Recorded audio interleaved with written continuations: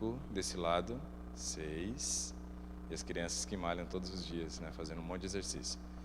Pois é, talvez metade de nós faça musculação, a outra metade não faz musculação. Aqueles que estão fazendo musculação, eles estão lutando contra a fase da decadência que aparece antes dos 30, e os que estão antes dos 30 e fazem musculação estão justamente ajudando a construir mais músculo, para que depois ele tenha uma velhice, uma terceira idade saudável. Isso é fundamental. Mas eu vou te dar mais um motivo para você se exercitar. Quando nós nascemos, 80% do nosso peso é formado por água. Quando nascemos, 80% do peso é formado por água.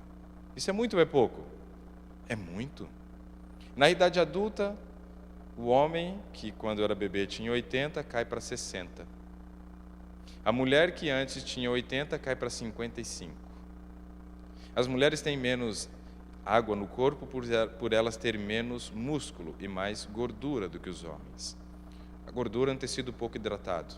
Somente 15% do peso da gordura é água. O músculo, 83% do peso dele é água. Ou seja, quanto mais músculo eu tenho no corpo, mais água eu tenho no corpo. Quando chegamos na terceira idade, o homem que na idade adulta tinha 60 cai para 55. A mulher que tinha 55 cai para 50. Ou seja, a tendência é, conforme os anos avançam, a quantidade de água do nosso corpo diminuir. Qual o problema? O problema é que quanto menos água eu tenho no corpo, mais próximo eu estou do dia da minha morte. E tem gente que não gosta de fazer exercício e diz que quer viver. Não, é incompatível você querer ter uma vida longa sem você investir em algumas coisas que nós poderíamos chamar de fonte da juventude. Dentre as fontes da juventude, uma já foi dita, que é o sono, onde nós passamos pelo processo de regeneração das 21h30 até as 2 da manhã. Ou seja, essa seria a primeira dica importante para quem quer viver mais e viver bem. A segunda dica importante é justamente fazer uma atividade física, principalmente se for a musculação, porque ela vai estimular o ganho de massa magra, que é um tecido hidratado, mantendo a sua hidratação mais elevada e aumentando, então, a sua expectativa de vida. Alguém aqui quer morrer? Que bom. Mas só 6 dizem para o corpo que querem continuar vivendo. Sério, hein? Muito sério isso.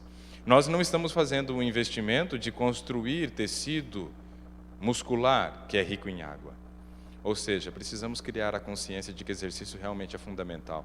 Simplesmente articulação seria muito pouco. Mas agora estamos falando de vida. E o exercício determina a quantidade de vida que você vai ter. É interessante que no Japão você percebe que a longevidade deles é muito maior do que a nossa. Eles têm algumas coisas importantes que aumentam a longevidade deles. Por exemplo, eles fazem um exercício físico chamado Tai Chi Chuan. Isso é aquela ginástica onde eles trabalham muito a questão da respiração. Ou seja, 2 das coisas mais importantes que nós temos para poder ter longevidade, que é a respiração, porque sem oxigênio ninguém vive, e a musculação eles fazem através da sua atividade. E isso você percebe os idosos fazendo esse tipo de exercício nas praças, todos os dias, ao amanhecer. O exercício físico, ele é uma forma que você tem de aumentar a tua longevidade, mas também de se manter longe de doenças. A principal causa de obesidade não é o sedentarismo, mas ela poderia ser colocada entre as 3 primeiras causas de obesidade no mundo. No Brasil, por exemplo, pesquisas do Conselho Regional de Medicina apontam que 80% da população brasileira é sedentária. Eu não consigo acreditar que aqui seja melhor do que no Brasil. Talvez seja muito pior. Como dissemos ontem, principalmente entre os imigrantes, aqueles que vêm buscar uma vida melhor, o seu propósito não é vir aqui para fazer musculação, o seu propósito é vir aqui para trabalhar. E muitas vezes, por uma má gestão de tempo, nós não conseguimos separar um tempo adequado para fazer atividade física. E entramos então na fila do sedentarismo. Os sedentários são aqueles que não gastam 2.200 calorias durante uma semana em atividades do cotidiano. Quais atividades? Passear com o cachorro, lavar a casa, ou limpar a casa, lavar a roupa, lavar o carro. Essas atividades te tirariam do sedentarismo, mas também não te tornaria uma pessoa ativa. Para ser realmente ativo e mostrar para o organismo que você quer viver mais, é preciso fazer esse investimento de separar um momento do dia para fazer atividade física.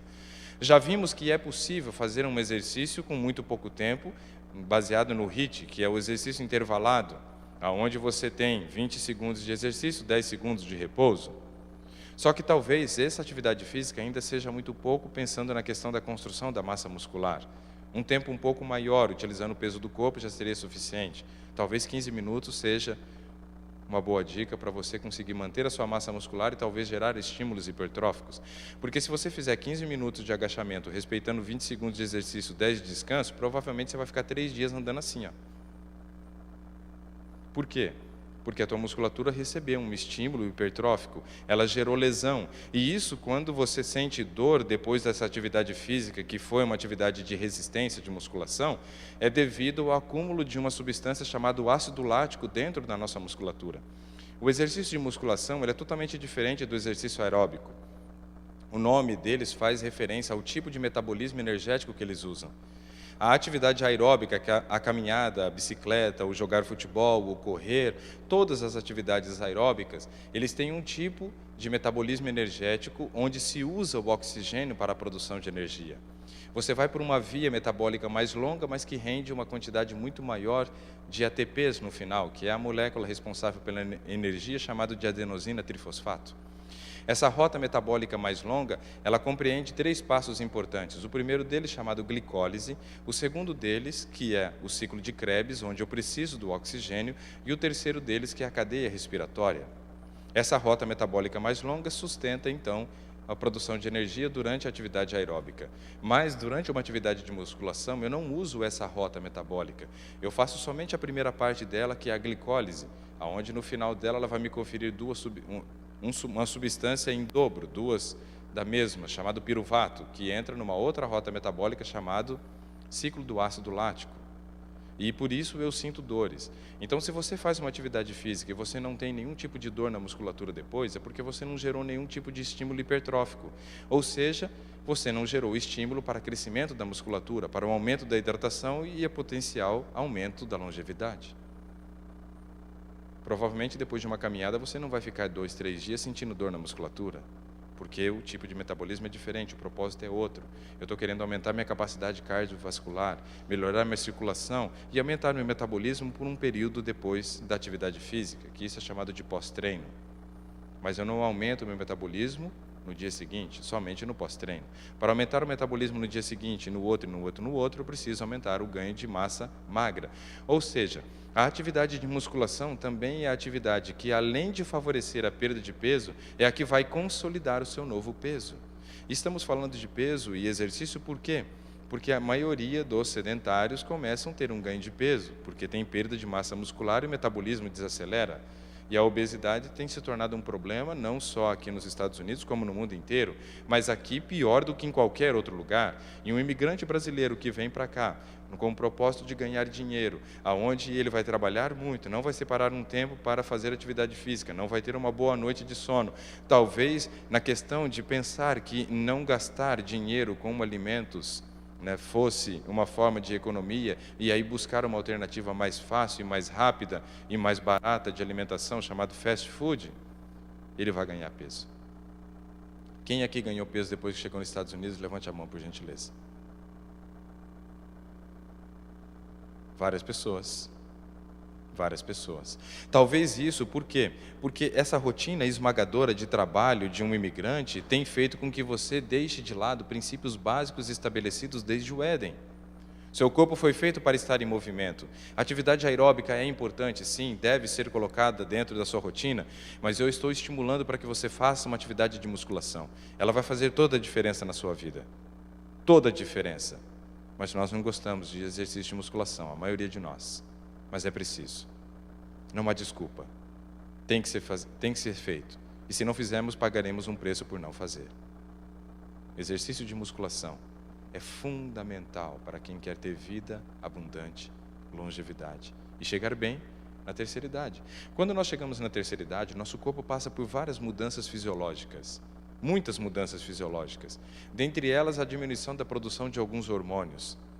Diminuímos a produção de estradiol, diminuímos a produção da progesterona e diminuímos muito a produção de um hormônio chamado testosterona, que é o hormônio masculino, do qual as mulheres também têm uma certa quantidade. Essa testosterona é o hormônio fundamental para a manutenção da massa muscular. O exercício físico faz com que você tenha uma queda menor da testosterona, mas a queda da testosterona promove a queima da massa muscular. Agora veja a seguinte questão, nós estamos falando que um idoso passa por muitas transformações no seu corpo, transformações fisiológicas. Entenda o seguinte, a redução da massa muscular vai gerar um outro problema. O músculo, ele é um tecido que tem um bom tônus muscular, um bom tônus, onde ele aperta o osso. Esse apertar o osso gera uma resistência contra o osso e essa pressão que o músculo exerce sobre o osso evita a perda óssea, a perda de cálcio de dentro dos ossos, aonde você evitaria então uma osteopenia, uma futura osteoporose.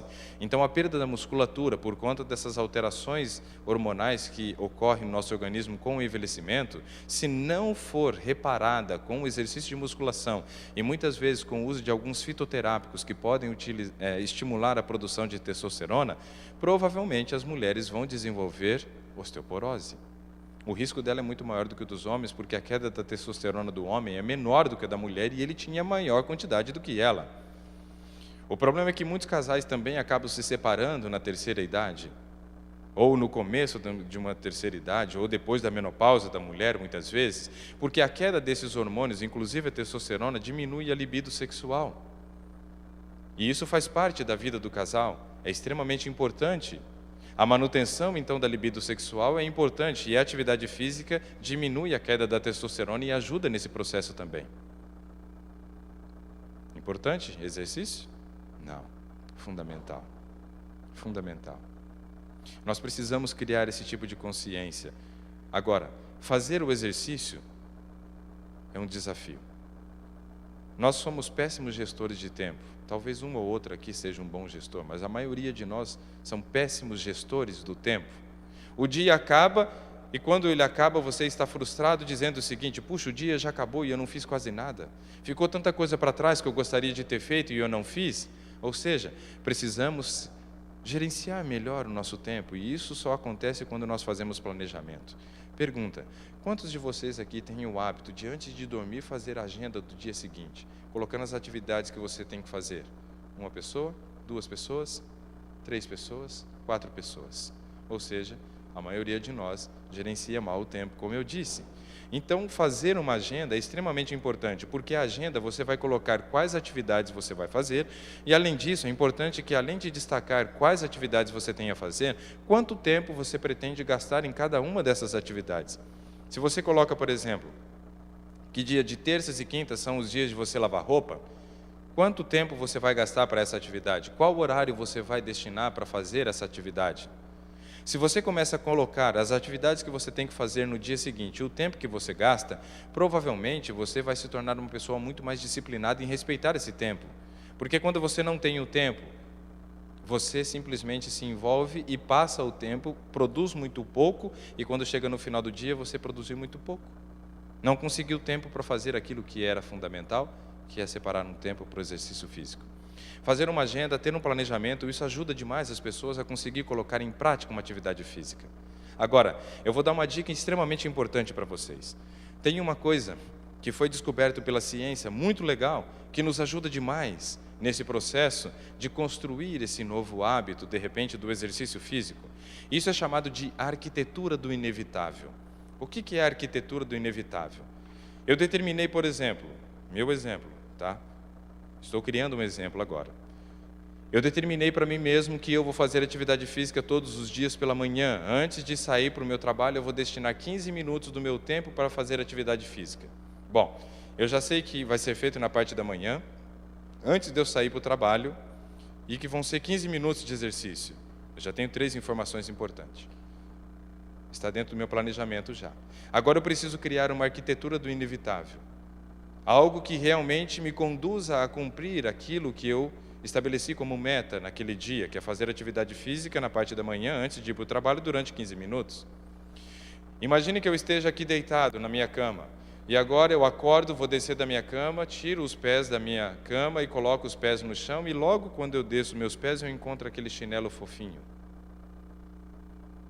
Ele me remeteu ao compromisso meu da manhã, sim ou não? Sim ou não? Um chinelinho fofinho te lembrou do exercício físico que você assumiu o compromisso para fazer, sim ou não? Claro que não. Então, quando você tirar os seus pés da cama e colocar os pés no chão, quem tem que estar ali te esperando? O seu tênis de ginástica, sua roupa de ginástica. Você vai olhar e vai falar assim: seu miserável, você já está aí, já chegou. Você foi lembrado do compromisso, entendeu?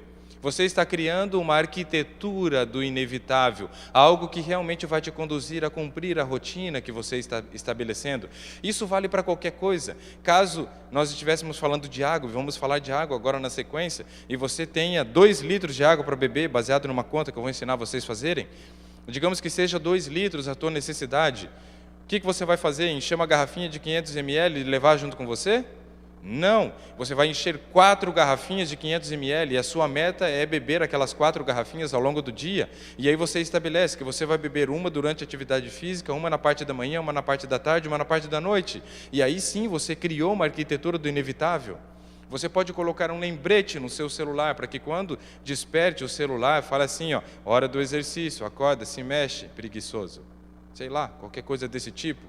Mas você precisa criar um alarme. Você pode colocar lá no espelho do banheiro, quando você se levanta e vai ao banheiro para urinar, você passa e já vê aquela informação dizendo, hora do exercício.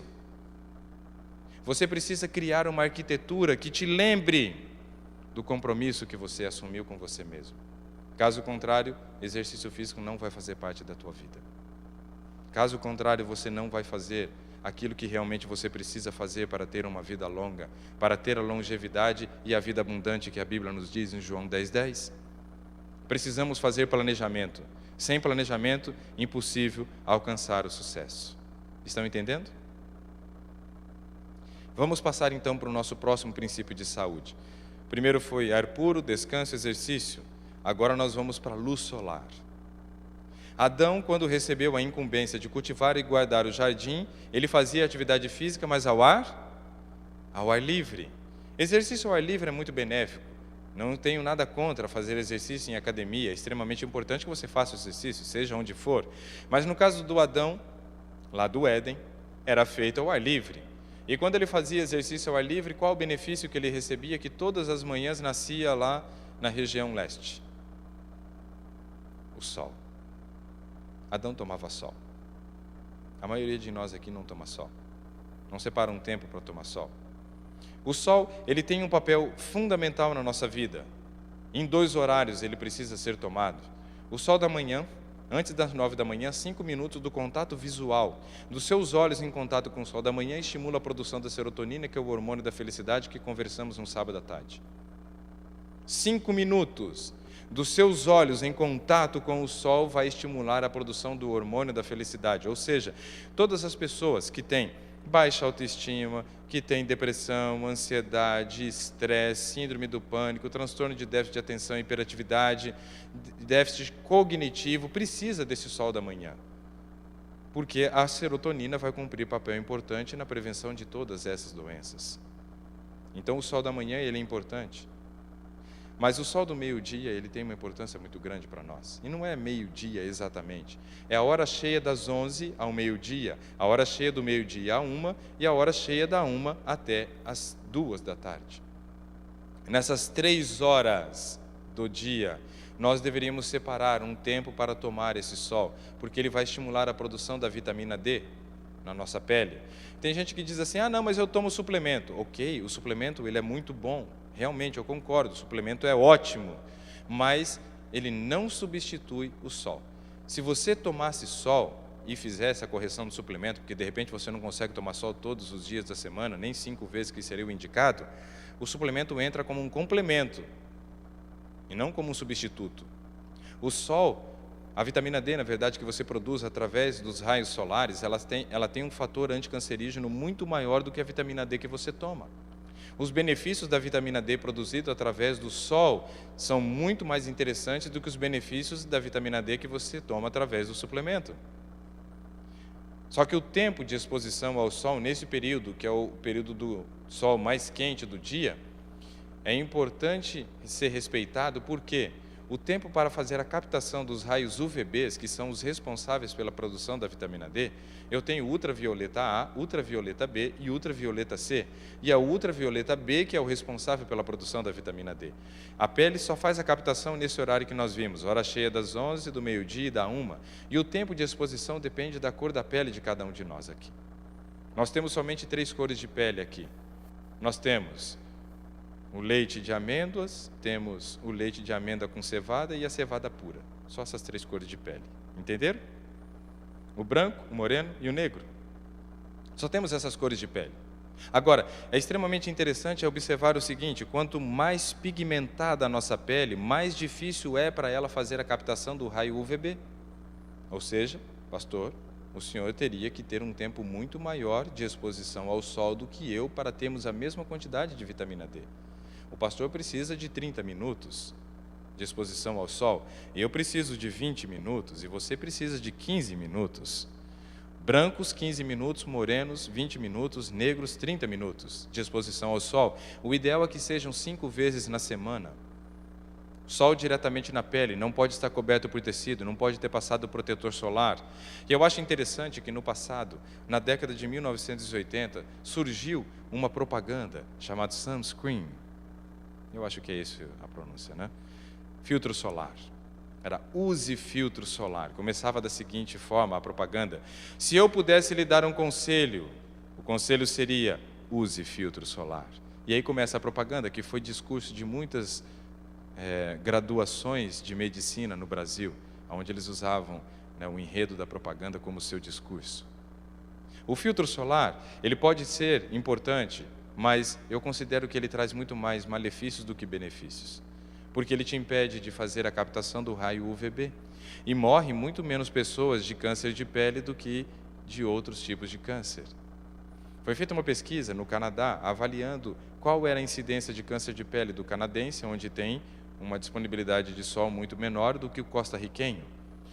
A conclusão da pesquisa mostrou que na Costa Rica existem 3 casos a mais de câncer de pele a cada 100 mil habitantes.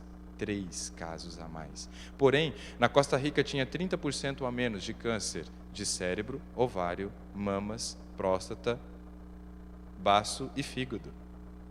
Ou seja, todos esses órgãos moles, com o sol que os costarriquenhos recebiam, que produzia vitamina D, diminuía em 30% a incidência desses cânceres, mas aumentava em 3 a cada 100 mil de câncer de pele. Vale a pena tomar o sol, sim ou não? Com certeza vale. O maior fator anticancerígeno que nós temos na natureza chama-se vitamina D. A vitamina D, na verdade, foi descoberto recentemente de que ela não é uma vitamina, mas ela é um hormônio chamado colicalciferol ou calcitriol. Qualquer um desses 2 nomes está valendo. Quando você toma o sol na sua pele, por esse tempo que já vimos, no horário que já falamos também, você estimula a formação da pré-vitamina D. Depois, essa pré-vitamina D, ela vai até o seu fígado, lá ela vai formar o 25-hidroxivitamina D. Depois caminha até os rins, onde ela se torna a vitamina D ativa, chamada de 1,25-dihidroxivitamina D. Aí sim você tem uma vitamina D que funciona, uma vitamina D que vai te prevenir contra os cânceres. Mas a vitamina D não tem somente esse papel na nossa vida. A vitamina D, ela é extremamente importante para evitar depressão. Extremamente importante.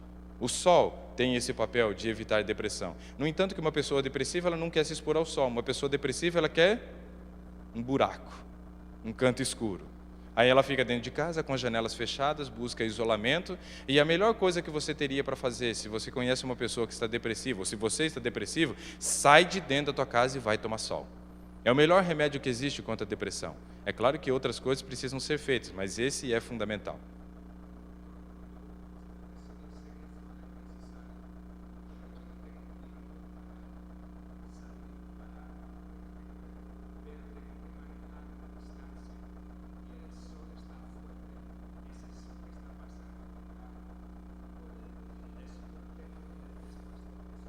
Muito boa pergunta, mas não vai adiantar. Vou explicar. A pergunta dele é a seguinte: como ele não tem tempo para tomar sol nesse horário, se ele tomar sol pelo vidro do carro, isso é o suficiente? Não, não é. Por quê? O vidro do carro ele tem uma película que filtra o raio UVB. Se filtra o raio UVB, eu não vou produzir a vitamina D. Então é fundamental que o sol seja diretamente na pele. Se tiver um vidro entre você e o sol, você também impede a absorção dele. Não. Ok.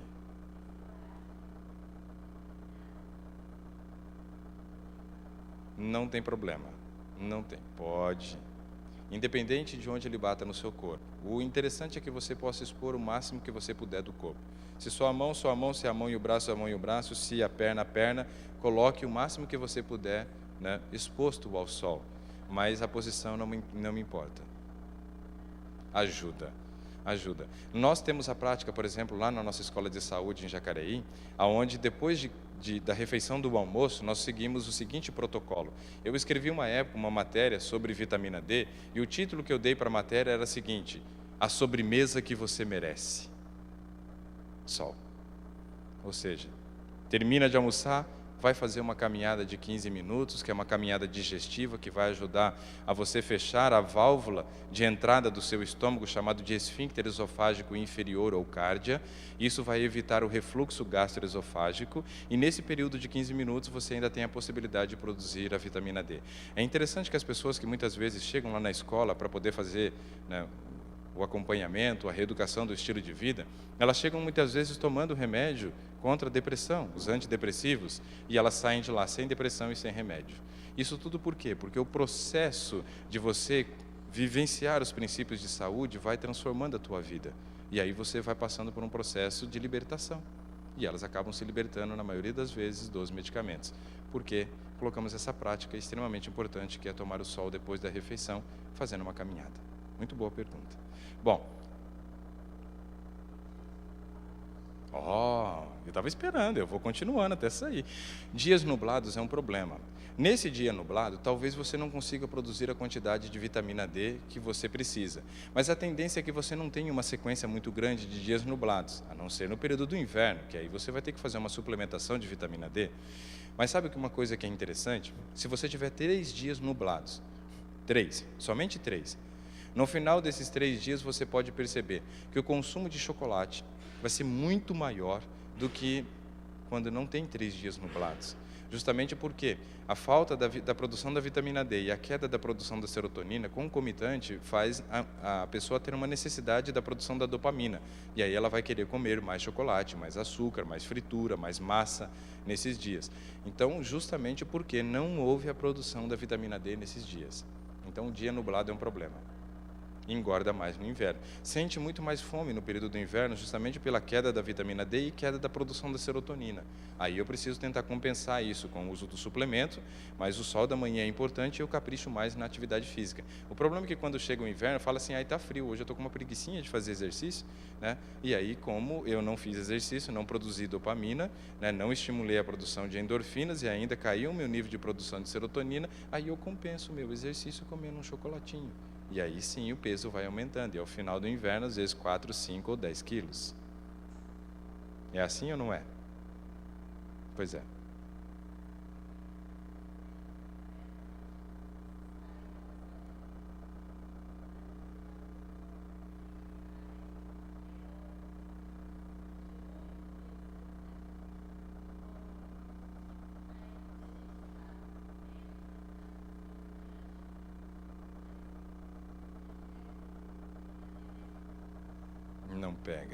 Não pega. O sol da manhã ajudaria ainda na produção da serotonina, mas para a vitamina D não.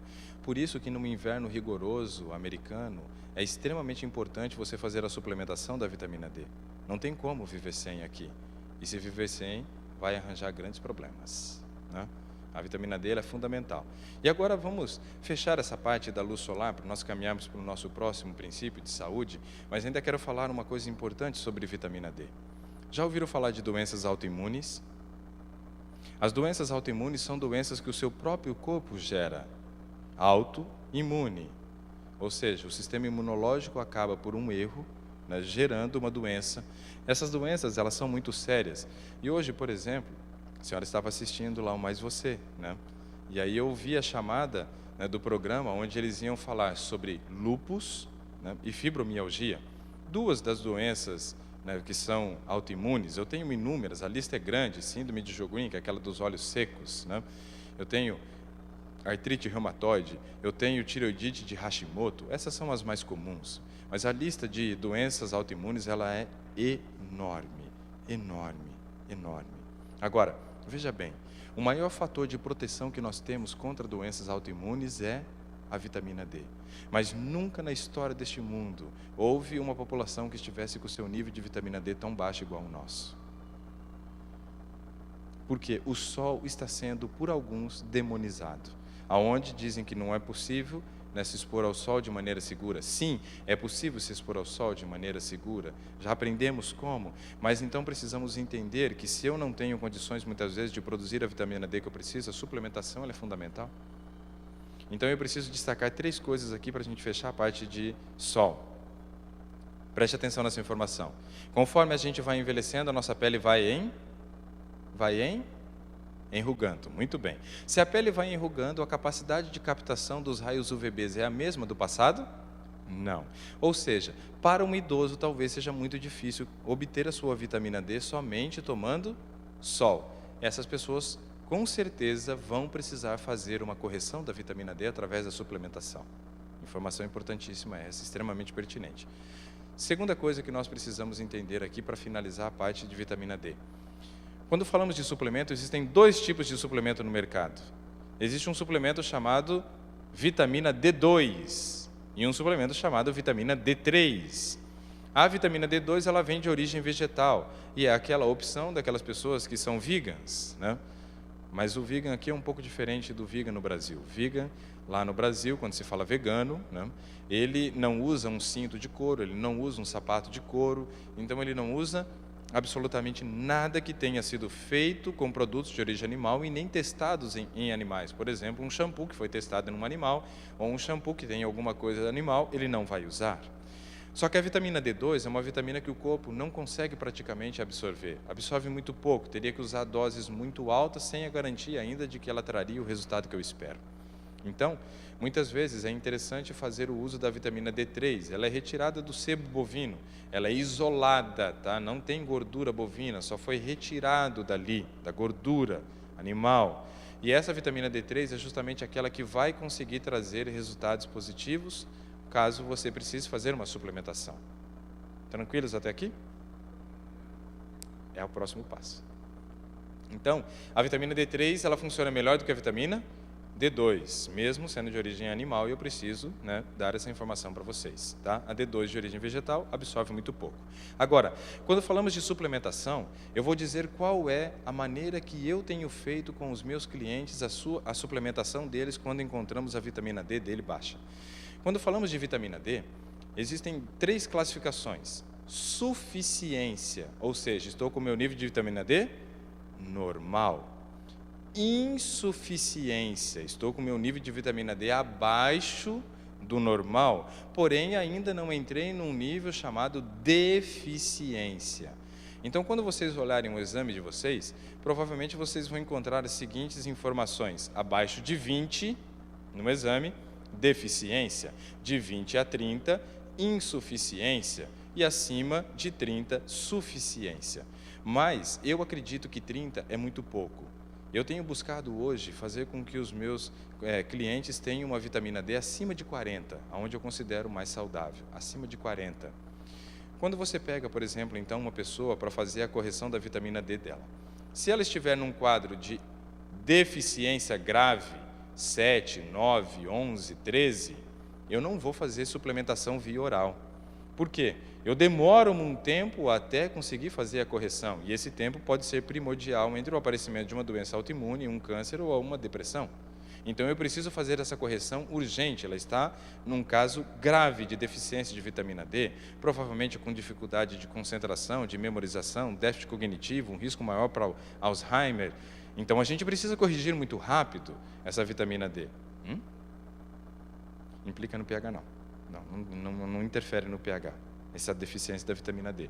Mas olha só que coisa grave, se ela está lá muito baixa, 7, 9, 11, 13, eu não vou fazer via oral, eu vou fazer injeção. Aí precisa tomar uma injeção intramuscular, mas já vão sabendo que a injeção é dolorida e você provavelmente nem ande nos 5 primeiros minutos depois da injeção. Só que é necessário. Ela dói, mas dói muito mais desenvolver um câncer. Dói muito mais desenvolver uma fibromialgia, porque vai doer até o último dia da sua vida. Então, se estiver muito baixo, não dê bobeira, corrija logo, faça uma injeção, corrija essa vitamina D e depois você vai fazer a manutenção via oral. Minha sugestão, se conselho fosse bom, diz que não dava, vendia, né? Não estou vendendo, mas estou dando esse conselho para vocês. Informação de quem já viu coisas gravíssimas com relação à vitamina D. Eu tive uma paciente, né, que ela estava com deficiência de vitamina D, mas a irmã dela estava num caso gravíssimo. A irmã dela já não andava mais, por conta das deficiências, nas carências de vitamina D. Fez a injeção, 2 semanas depois a mulher começou a andar. Aí o povo já estava dizendo que eu tinha virado milagreiro. Não, tem nada a ver. Eu não curei ninguém. A vitamina D é que cura, e a falta dela faz aparecer doença.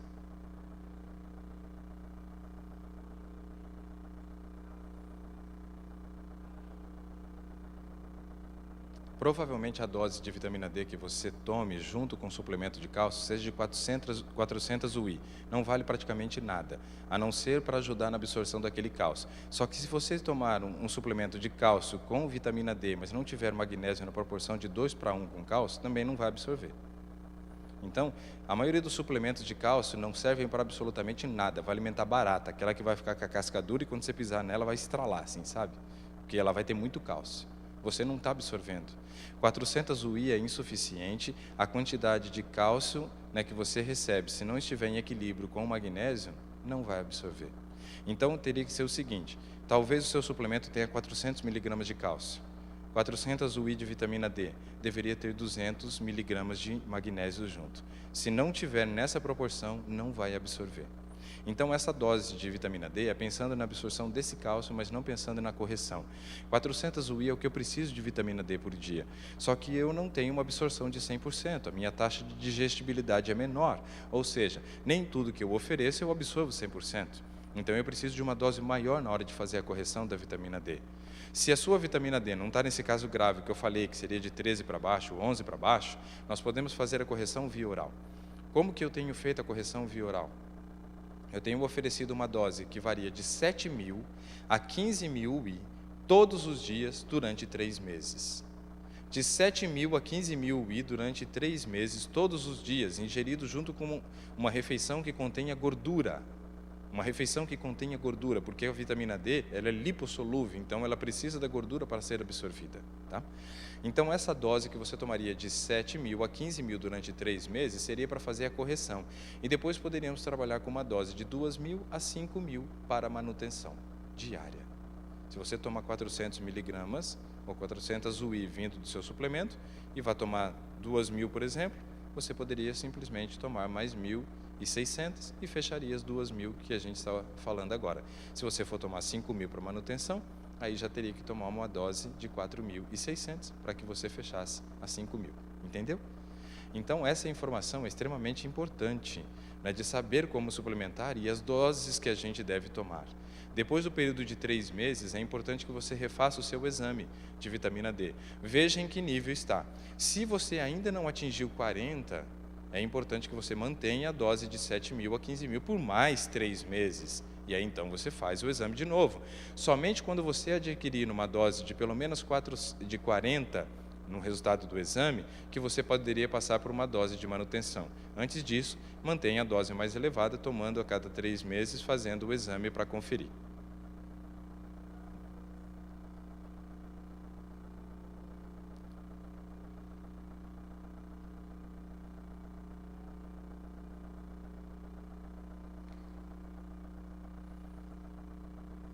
Que horas que você está fazendo o uso do suplemento?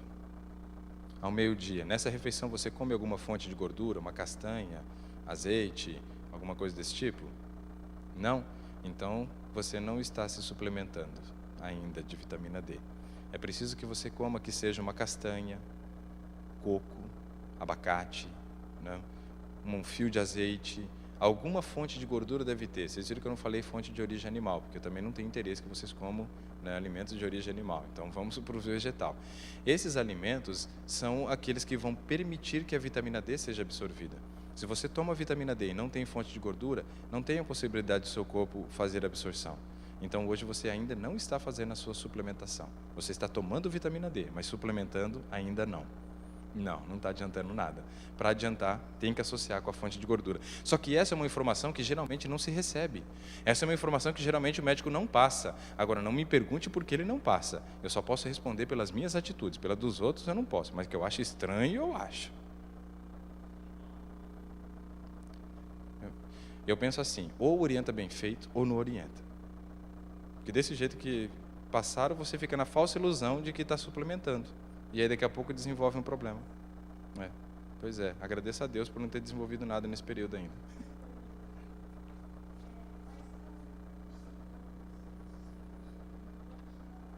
Difícil. Os sintomas, a deficiência de vitamina D, ela é chamada de deficiência silenciosa. Você não vai perceber os sintomas. E quando percebe, pode correr atrás que a coisa está brutal, né? Está muito feia.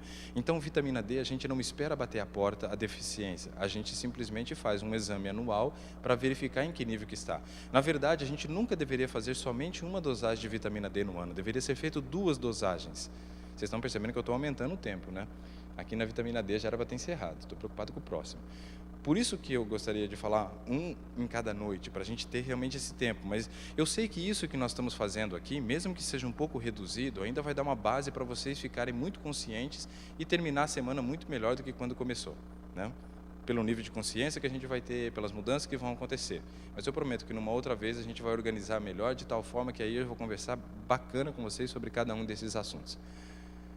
Entenda a seguinte questão. Vitamina D precisa ser mensurada 2 vezes ao ano. Quando? Quando vocês acham que eu deveria mensurar a vitamina D? Inverno, muito bem. 1 mês e meio antes da entrada do inverno. 1 mês e meio antes da entrada do inverno, eu devo mensurar a vitamina D. Quando que eu devo fazer uma segunda mensuração? 1 mês e meio depois do inverno. Por exemplo, no Brasil o inverno acaba hoje. Acho que é isso. Se acaba o inverno, lá nós entramos agora lá na primavera, vocês estão entrando no outono aqui hoje, provavelmente seja isso, né? Ou amanhã, sei lá quanto. Mas é esses dias agora, né? Então, veja só. Quando chegar 1 mês e meio antes do inverno, eu faço a dosagem. Por quê? Porque eu sei que no inverno vai cair. Se ela estiver baixa, a ponto de eu ter que fazer uma suplementação com doses altas, eu já começo fazendo naquele período e eu tenho pelo menos 1 mês e meio para garantir um aumento dela antes da entrada do período que vai cair. Se eu sair do inverno 1 mês e meio, eu estou com ela lá no meu pé, eu não vou ficar esperando aparecer o sol para começar a fazer essa correção. Eu preciso corrigir logo, porque de repente a dose que eu tomei antes da entrada do inverno não foi o suficiente para a manutenção dela e deixar ela num nível legal. E aí eu faço a correção de novo. 1 mês e meio antes do inverno, 1 mês e meio depois do inverno são as melhores datas para você fazer o exame de vitamina D. Tranquilos? Beleza? Posso passar para o próximo? Pois não, desculpa. Ok. É muita informação, né? Agora imagine se fosse 1 hora só sobre vitamina D, hein? Pois não. Não, você está tomando vitamina D só. Sai pelo intestino. Está suplementando barata. A gente brinca. Vai para o vaso sanitário, esgotinho, e os bichinhos de lá estão se beneficiando um monte. Então, é importante essas informações e não me pergunte mais uma vez por que eles não falam. Eu não sei. Algumas coisas são estranhas para mim dentro da medicina, né? Às vezes eu acho que eu sou louco, porque se eu for são, tem muito mais louco do que a gente pode imaginar, né? Que a maioria não fala nada sobre isso. Ar puro, descanso, exercício, luz solar. Adão então começa a fazer o seu exercício no sol. Recebe todos os benefícios do sol. Mas veja bem, quando nós fazemos exercício no sol, o que acontece com a nossa temperatura corporal? Ela se eleva. Se eu estou tendo um aumento da minha temperatura corporal, o meu corpo precisa usar de uma estratégia para controlar a minha temperatura corporal. E aí eu vou transpirar. A transpiração nada mais é do que você tirar a água que estava dentro do vaso sanguíneo e jogar para a pele. Quando o vento bate e sequestra aquela água, você consegue então normalizar a sua temperatura corporal. O propósito do suor é justamente esse, fazer a manutenção da temperatura corporal. Adão, como estava fazendo seu exercício no sol, qualquer um de nós fazendo exercício ao sol, vamos transpirar. E a transpiração, então, faz com que eu perca a água para a manutenção da temperatura corporal. E agora eu preciso fazer o quê? Repor essa água. Quando a gente fala de água, nós estamos falando do líquido da vida. Nós já vimos no início que 80% do peso de uma criança era água. No adulto, 60% masculino, 55% feminino. Na terceira idade, 55% masculino, 50% feminino. Ou seja, quanto menos água eu tenho no corpo, mais próximo estou do dia da morte. E eu preciso, então, fazer um cálculo para saber exatamente quanto eu preciso beber de água. Porque tem uma informação que roda e todo mundo conhece, que é assim, tem que se beber 2 litros de água ao dia. 2 litros de água talvez seja suficiente para uma boa parte da população, mas não para toda ela. Uma parte da população que bebe 2 litros e é insuficiente para ele, está condenada a viver, então, sofrendo consequências pela falta da água. O cálculo é o seguinte: quem tem mais água no corpo, homem ou mulher? Homem. Então, homens, vocês vão multiplicar o seu peso por 30. Um homem que pese 70 quilos vezes 30 precisa beber, então, 2 litros e 100 de água por dia. Um homem que pese 70 quilos precisa de 2 litros e 100 de água por dia. Uma mulher que pesa 60 quilos também precisa de 2 litros e 100 de água por dia, porque a mulher deveria multiplicar o seu peso por 35 ml. 60 vezes 35 dá 2,100, 70 vezes 30 dá 2,100. Ou seja, a diferença é de 10 quilos entre o homem e a mulher, mas a necessidade de água é a mesma desses dois, porque a mulher tem uma demanda maior de água do que o homem. Ela entra em processo de desidratação mais rápido do que o homem, porque ela tem menos água no corpo, por isso a necessidade dela é maior. Além do que, todos os meses, se ela entra na menopausa, ela vai ter uma perda de água considerável também através do sangramento. É necessário beber água. Agora eu fico tentando entender como que as mulheres, não bebem água e depois acham que passaram daqueles cremes, que tem lá no Brasil, que também deve ter aqui, não sei com quais nomes, mas ela tem Rinil 30, Cronos 40, vai resolver o problema. Para você ter uma cutis, uma pele bonita, saudável, não é passar o creme que vai resolver. O creme vem para remediar muitas vezes os problemas que geramos pela má nutrição, por erros de estilo de vida. Por exemplo, se você quer ter uma pele saudável, você precisa fazer algumas coisas. A primeira delas é beber água. Segundo, você tem que ter uma alimentação correta, onde você forneça boas fontes de proteína para que seu corpo produza colágeno. Mas para produzir colágeno, eu preciso gerar o estímulo da produção do colágeno, e isso vem através da atividade física. Mas para que o colágeno seja de boa qualidade, eu devo fazer uma suplementação de vitamina C. Então eu devo associar algumas coisas. Mas lembrando que não vai adiantar nada fazer o uso da vitamina C, beber água, gerar o estímulo através da atividade física, se eu não dormir, porque a reconstrução do tecido acontece enquanto eu durmo. Então todos esses passos são extremamente importantes para que haja realmente uma pele de boa qualidade. Eu vou repetir, Simone, eu estou vendo que você ficou desesperada aí porque você perdeu. Começou a se preocupar com a pele. Falou de beleza, a mulherada fica doida, uma coisa de louco. Anotem aí, por gentileza, Receita da Beleza, vai. Eu criei agora o título, hein? Não tinha até agora, foi a primeira vez. Receita da Beleza, ficou bonito, ó. Gostei. Pele jovem, o que é preciso fazer então? Água, mulheres 35 ml, homem 30. Depois de beber água, boas fontes de proteína, de origem vegetal.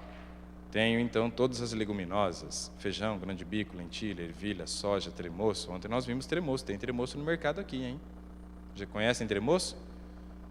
Tremoço é uma leguminosa muito consumida em Portugal, Ela é fonte de proteína, bem bacana para a gente estar comendo, além da quantidade de fibra que ela tem, tá? Aí eu posso associar a essa fonte de proteína também, para que haja um colágeno de melhor qualidade, a suplementação com 500 miligramas de vitamina C dia. 500 miligramas de vitamina C. Se tentarem te empurrar aqueles comprimidos de 1 grama, muitas vezes efervescente até, não compre. 1 grama é o dobro daquilo que o seu corpo consegue aproveitar. Seu corpo só consegue aproveitar até 500 miligramas de vitamina C. Todo o restante da vitamina C que passou de 500 miligramas, ele precisa excretar. E a excreção é através dos rins, onde gera uma sobrecarga de trabalho dos rins, aumentando a taxa de filtração glomerular, podendo causar lesões nos néfrons, ou seja, uma futura nefrite. E isso também pode conduzir a um aumento de cálculo renal. Excesso de vitamina C. 500 miligramas é o limite, é até aí que o corpo aproveita, o resto é tudo jogado fora. Bom, devo associar isso com prática de atividade física. Todo exercício físico gera estímulo para a produção de colágeno e mantém a pele mais íntegra. Mas estamos falando de uma prática de exercício físico saudável, sem exagero. Sem exagero. Tem muita gente que exagera no tempo de exercício físico. E aí você pode me perguntar, o que é um tempo de exagero? Tem gente que passa 2, 3 horas na academia por dia, isso não é necessário. Todo atleta exagera na quantidade de exercício físico. Ser atleta é um estilo de vida extremamente prejudicial para o funcionamento do organismo. Não é uma opção saudável. Ficar 4 horas, por exemplo, fazendo atividade física seguido com o propósito de aumentar a sua marca, o seu rendimento, isso não é saudável. Isso não é exercício para ter saúde. Isso daí é para competição. Mas olhe na cara de um atleta, por exemplo, de 35 anos e diga que ele tem 35 anos. Não existe isso. Geralmente você dá uma idade muito maior. Ainda mais se for lá no Brasil, aqueles atletas, né, bonitinhos, que vão dormir super tarde e ficam enchendo a cara até altas horas, né? Aí parece mais velho do que realmente deveria parecer. Associe tudo isso com uma boa noite de sono. Porque é durante a noite que você substitui as células que estão morrendo. Ou seja, qualquer pessoa que esteja com um problema de saúde só vai melhorar do problema de saúde quando ela dormir cedo, que é quando você dá a possibilidade do seu corpo trabalhar no processo de regeneração e muitas vezes, né, resolver os problemas de doença que temos. Envelhecimento precoce da pele, então, acontece em decorrência da transgressão dessas regras básicas.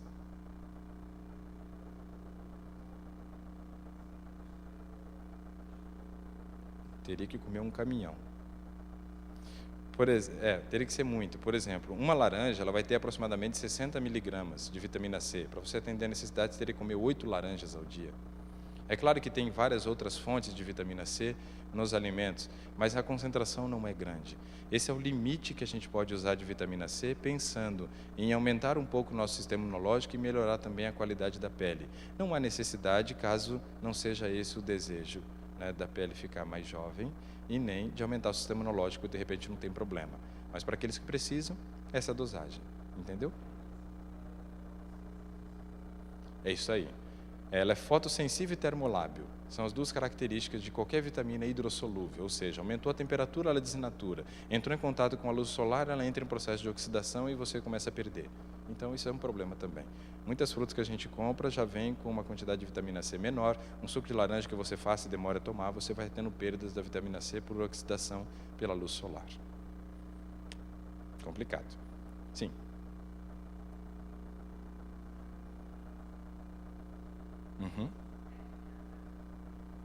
Não. Nesses, não. Isso, esses são fogachos decorrentes da queda do estradiol, né? Mas é tranquilo, isso daí não vai gerar, né, é tranquilo que eu digo assim com relação a isso, né? Com relação à água, não que seja uma coisa legal de passar, entendeu? Agora, posso dar uma informação para vocês, para que, se você ainda não se conscientizou da importância de beber água, o seu cérebro é formado por 83 a 85% do peso dele em água. Quando você não bebe água, não é o seu rim que sofre primeiramente. Quem sofre primeiro quando você não bebe a quantidade suficiente de água é o seu cérebro. Aquele que Deus te deu como um presente para que você fosse um ser racional, que tivesse a possibilidade de discernir entre o que é certo e o que é errado. Tem muita gente que não está conseguindo pensar direito, agir direito, tomar as decisões racionais porque o cérebro está desidratado. Tem muito estudante que tem dificuldade de aprendizado porque o cérebro está desidratado. E o problema é que 80% ou mais da população sofre de transtorno de ansiedade. Qualquer transtorno de ansiedade, ele murcha o cérebro, ele diminui a quantidade de água presente dentro do cérebro. Ou seja, qualquer pessoa que esteja sofrendo de algum transtorno de ansiedade precisa aumentar a ingestão de água. Entenderam? Para pensar direito, eu preciso beber água. Fundamental. Fundamental. Isso é a coisa mais importante. Por quê? São as minhas escolhas que determinam o meu futuro. Lembre-se dessa frase: hoje eu sou o reflexo das escolhas que eu fiz no passado. Amanhã eu serei os reflexos das escolhas que eu faço hoje. Por isso eu preciso de um estilo de vida saudável, porque todos os princípios de saúde que Deus deu têm a ver com o funcionamento cerebral. Vamos relembrar eles e fazer esse fechamento hoje, para deixar depois mais alguns princípios para amanhã, tá bom? Preste atenção aqui na informação, ó. O cérebro usa 20% do oxigênio que eu respiro, ou seja, a respiração é fundamental.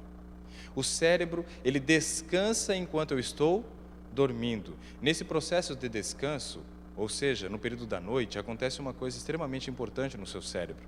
O cérebro é o tecido mais ativo que nós temos no nosso corpo, que mais gasta caloria. Então, vocês já vão ver que quando eu falar de nutrição, eu estou falando, né, de que o alimento que eu como afeta também o funcionamento cerebral, porque ele é o que mais demanda energia, que mais demanda nutriente. Mas olha só que coisa interessante. Quando você dorme, toda a energia que o seu cérebro gastou durante o dia, ou seja, o ATP é a molécula de energia do nosso corpo, que ele quebrou, é chamado de adenosina trifosfato. Ele quebra os átomos de fósforo e, ao quebrar esses átomos de fósforo, ele libera energia para o cérebro funcionar. Mas eu vou acumulando dentro do meu cérebro adenosina, que é um lixo cerebral. E a remoção dessa adenosina acontece enquanto eu estou dormindo. Se eu durmo pouco, eu não consigo fazer a renovação, né, a limpeza, do cérebro da maneira como eu deveria ter feito. Eu não consigo retirar toda essa toxina que está ali acumulada no meu cérebro. E quando eu não retiro toda essa toxina, no dia seguinte eu amanheço como? Com fadiga cerebral. E isso tem conduzido muitas pessoas a fazerem o quê nas primeiras horas da manhã para que elas tentem despertar, acordar e ter um melhor desempenho no dia? Consumir os estimulantes, principalmente o café. Isso acontece por causa da noite de sono que não foi boa, ou seja, o sono tem um papel primordial no funcionamento do cérebro. Depois, o próximo princípio que nós vimos foi o exercício. Veja só, o cérebro precisa de água, sim ou não? Precisa de oxigênio? Sim. Precisa de vitaminas e minerais e nutrientes e tudo mais? Sim. O cérebro também precisa que seja retirado as toxinas dele, sim ou não? Então eu preciso ter uma boa circulação, sim ou não? Sim. E quem me ajuda a ter uma boa circulação? O exercício físico, ou seja, o exercício físico tem um papel direto também no funcionamento cerebral. A luz solar ajuda na produção da serotonina, ela é importante para normalizar o quê? O funcionamento cerebral, acalmando minhas emoções. É importante, então, tomar sol? Sim. A vitamina D tem um papel importante também no funcionamento do cérebro? Sim, na manutenção e integridade do cérebro. Deficiências prolongadas de vitamina D favorecem o aparecimento das doenças degenerativas do sistema nervoso central, Alzheimer, Parkinson, esclerose múltipla e doença de Huntington. Sol é importante para o funcionamento cerebral? Sim ou não? Sim. Água, o cérebro é formado 83% a 85% do peso por água, então quer dizer que quando eu bebo pouca água, meu cérebro murcha, eu não consigo pensar direito, não ajo de forma racional, muitas vezes tenho uma emoção totalmente deturpada, onde eu tenho um aumento de ansiedade, estresse e depressão, e isso faz o cérebro murchar ainda mais, e a coisa vai agravando, ou seja, beber água é fundamental. Não só beber água, como também buscar alimentos que sejam hidratados. A alimentação básica, não só do americano, como do brasileiro, ela é formada muito por carboidratos refinados e proteína de origem animal rica em gordura, que são alimentos que contêm um nível de água muito baixo. Comemos alimentos muito secos, ou seja, falta ingerir mais frutas e verduras, que são alimentos que têm uma atividade de água muito maior. Os alimentos que deveriam permear muito a nossa mesa com relação à quantidade de água são aqueles que se estragam mais rapidamente. Alimento que demora para estragar é porque tem pouca água. Essa era uma característica que os nossos avós lá no Brasil provavelmente utilizaram para poder conservar o alimento. Não era isso que eles faziam com a carne? Carne seca ou carne salgada. As duas carnes, na verdade, são secas. Uma foi seca pelo sol, processo de desidratação. A outra foi seca pela água, porque quando eu jogo água em cima da carne, ela tem uma atividade chamada higroscópica, onde ela puxa a água de dentro do alimento e traz para o sal. E aí depois essa água evapora e a carne fica salgada, mas ela fica seca também.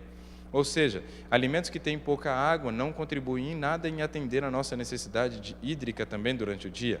A conta que fizemos é uma conta de água que precisamos beber, mas também temos uma quantidade de água que precisa vir do alimento, por isso comer frutas e verduras em abundância ajuda na manutenção da hidratação corporal. Parecia narrador de futebol. Mas é porque já deu 9 horas. Está na hora de irmos embora. Precisamos falar de mais 2 coisas importantes ainda. E eu deixei elas para amanhã. Nós vamos falar amanhã sobre o quê? Nutrição e temperança. E aí nós encerramos os nossos momentos. Eu espero que eles estejam sendo produtivos para vocês. Está ficando tudo gravado. Depois tem condição de você assistir e compartilhar para aquelas pessoas que não puderam vir hoje. Compartilhar também para amigos que não assistiram nenhum dia da semana. Se você acha que isso é pertinente, compartilhe. Talvez você não seja profissional da saúde, não se sinta habilitado de falar de saúde para alguém. Então compartilhe o vídeo se você acha que as informações foram pertinentes e te ajudaram. Isso é uma forma de nós propagarmos a mensagem. Essa é uma forma que nós temos de ajudar as pessoas a encontrar um caminho mais seguro para elas viverem. Deus quer que todos nós tenhamos vida em abundância. E lembre-se, a decisão de uma pessoa ao lado de Cristo depende muito do funcionamento da mente dela. Por isso que muitas vezes uma pessoa que tem um estilo de vida totalmente inadequado tem uma dificuldade de tomar uma decisão ao lado de Cristo. Quando cuidamos da nossa vida, quando cuidamos da nossa escolha, com relação à saúde, isso vai afetar o funcionamento da mente e vai dar a possibilidade do Espírito Santo agir na mente das pessoas. A mensagem de saúde tem esse papel, tem essa importância no processo da pregação. E nós seremos os testemunhos para que as pessoas realmente vejam que vale a pena ter um estilo de vida cristão e não saudável. Lembra que eu falei isso no sábado? A saúde faz parte, mas não é o todo do processo. Que Deus abençoe vocês. Nós vamos ter um hino? Não? Então vamos fazer uma oração neste momento? Podemos nos colocar em pé? Hoje acabei mais cedo que ontem. Vamos orar. Senhor, que nos altos céus habita, estamos na Tua presença, agradecemos por mais esta oportunidade. Agradecemos por poder nos reunir em Teu nome e desta forma aprender sobre os princípios básicos de saúde que o Senhor deu para nós desde o Éden. São coisas básicas, Senhor, mas temos a certeza que o Senhor deixou é porque elas fazem a diferença na nossa vida. Nos perdoe, Senhor, por muitas vezes ter sido negligente em buscar informação ou depois de adquirir a informação e seguir. Mas, por favor, nos confira a força vinda dos altos céus para implementar esses hábitos dos quais estamos falando aqui. Reconhecemos a importância deles. Realmente entendemos de que o funcionamento da nossa mente tem tudo a ver com as escolhas de estilo de vida que fazemos. E entendendo, Senhor, queremos colocar em prática. Confira a força, mas coloque o desejo também, para que assim possamos ter a vida abundante que a Tua palavra nos promete. Nos dê, Senhor, uma boa noite de descanso, que possamos repousar, que possamos descansar e amanhã acordar animados para mais um dia de trabalho, porque o descanso vem como um preparo para o dia de trabalho e que amanhã à noite possamos nos reunir aqui na nossa última noite para aprender mais a respeito de como cuidar do nosso corpo. É o que pedimos e agradecemos em nome de Jesus. Amém. Pastor, tenho um recado para vocês, não fujam. Não sei qual que é, mas deve ser sobre o material, né? Com certeza o preço promocional ainda continua hoje. 2 DVDs e mais o livro de receitas estão aí embaixo. $30 apenas, ok? Ontem saiu bastante material, mas a gente ainda tem material aí embaixo.